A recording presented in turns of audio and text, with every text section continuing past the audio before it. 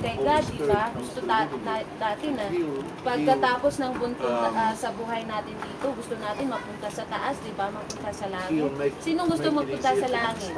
O, di ba? Lahat gusto. Kaya, yun, masaya lahat pag Christmas. Yun ang ibig sabihin ng Christmas.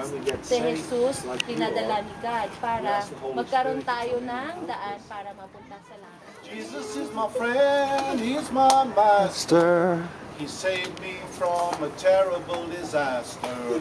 I'm on His train and I want to go faster into the promised land.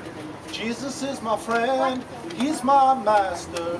He saved me from a terrible disaster. I'm on His train and I want to go faster into the promised land. Toot, toot. So say we're